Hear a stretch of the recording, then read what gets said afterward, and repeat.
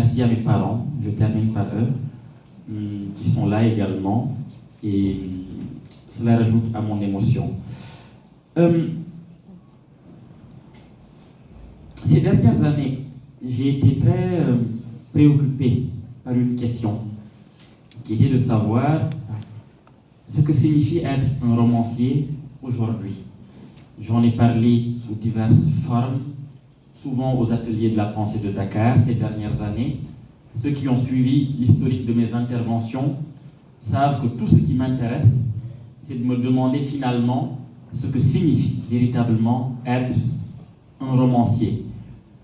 Je dis romancier à dessein, parce qu'écrivain est un terme peut-être trop générique, mais pour moi, romancier est plus spécifique.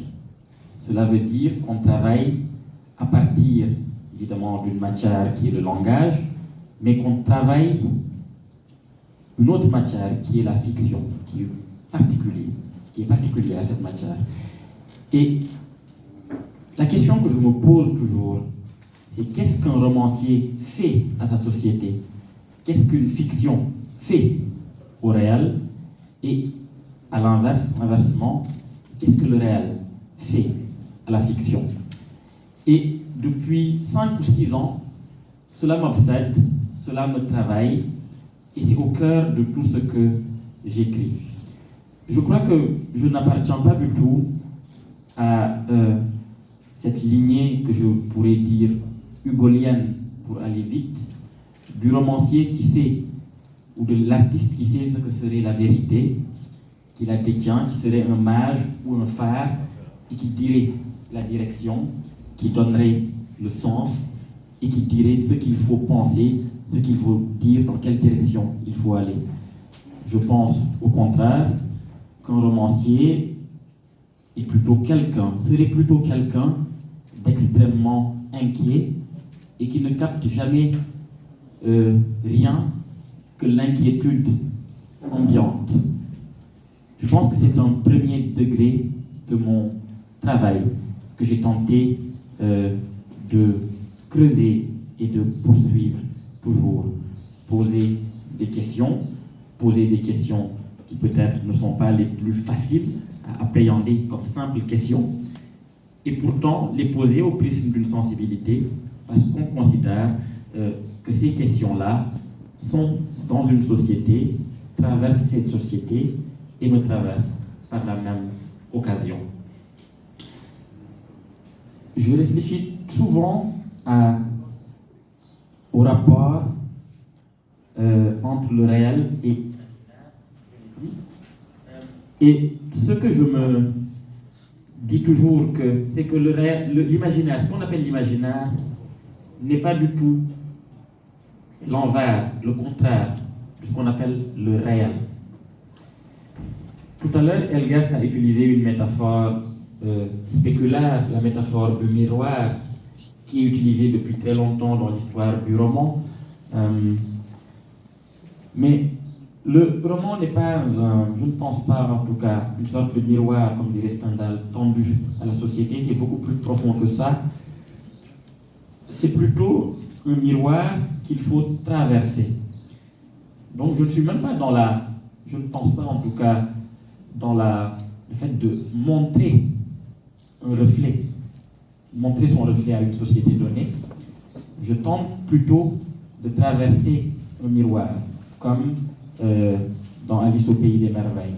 Je crois qu'il y a autre chose et que l'imaginaire, c'est ce qui est véritablement de l'autre côté, non pas comme envers, mais comme autre face, non pas comme contraire, mais ce qui serait plutôt au cœur de la réalité, même la réalité la plus profonde.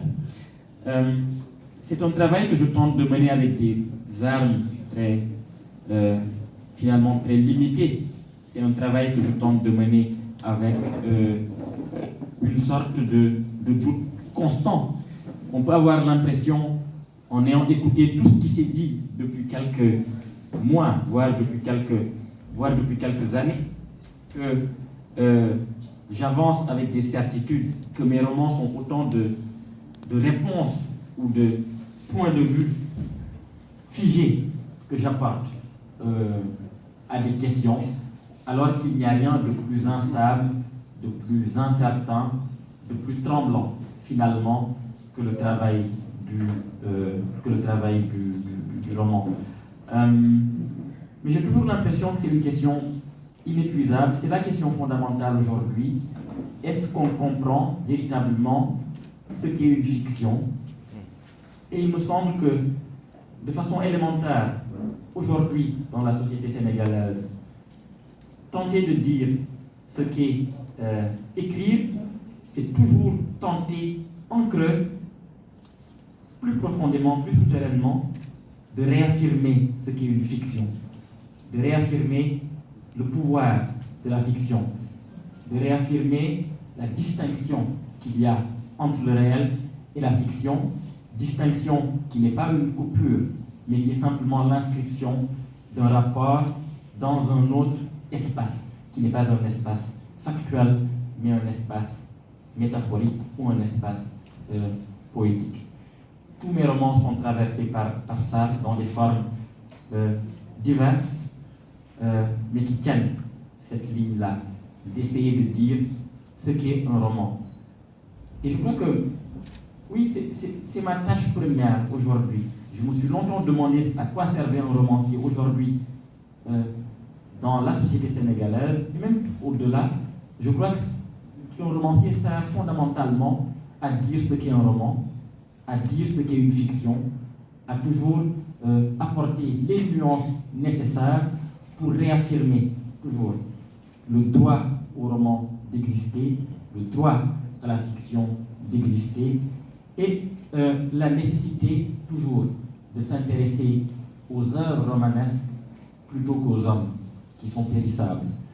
Je suis périssable, je disparaîtrai, je pense, beaucoup plus vite que ce que j'ai écrit. Ce que je dis là est d'une arrogance insupportable, mais je le pense véritablement, parce que la vie des hommes est hautement plus courte, hautement plus insignifiante que le travail des œuvres. Et je me dis que tout ce que j'ai tenté de dire, tout ce que j'ai tenté de faire, se trouve dans les livres. C'est la raison pour laquelle j'évite de plus en plus de m'exprimer, j'évite de plus en plus de donner des explications, j'évite de plus en plus de me justifier, parce que je crois que je n'ai pas à le faire fondamentalement, et que mon travail de romancier est la seule réponse que je peux livrer. C'est peut-être une réponse insatisfaisante, c'est peut-être une réponse insuffisante, mais c'est la seule fondamentalement dont je dispose, et c'est à mes livres, toujours, que je tente de renvoyer. Ce qu'un homme peut dire est tellement faillible, tellement soumis à l'incertitude, tellement pauvre parfois, tellement incomplet, que je ne suis pas certain qu'il faille accorder une sorte de foi absolue. En tout cas, lorsqu'il s'agit d'un romancier. Lorsqu'on écrit, je pense que l'essentiel de son âme et de ce qu'on a à dire est toujours dans ses livres, et c'est ce qu'on a. C'est là qu'il faut renvoyer voilà. C'est la première fois que je m'exprime, en effet, sur la plus secrète mémoire des hommes et sur l'aventure de ce prix Goncourt.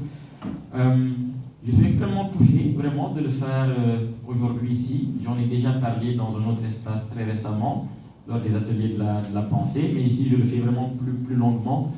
Et je n'avais pas tellement préparé de propos, donc je crois que je ne vais pas m'apesantir outre mesure, mais dire simplement que pour moi ça a du sens, véritablement, d'être ici et de parler de ce livre, de parler de ce que je tente de faire en compagnie d'hommes et de femmes qui aiment la culture, et je suis un parmi d'autres, tout simplement.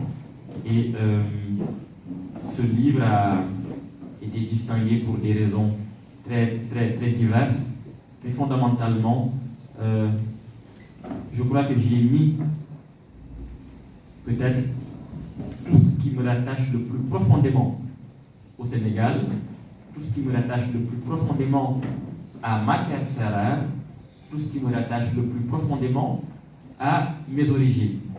Et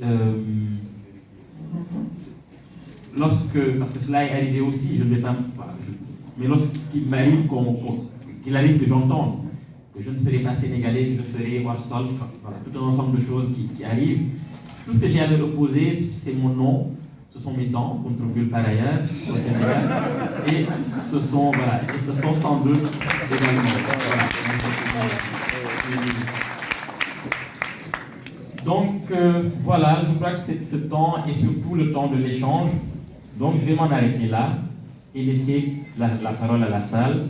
Mais je tenais vraiment encore une fois à vous remercier.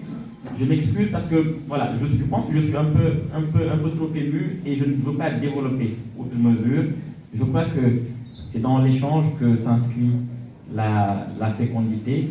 Donc je vous remercie toutes et tous d'être là et que la discussion commence. Merci.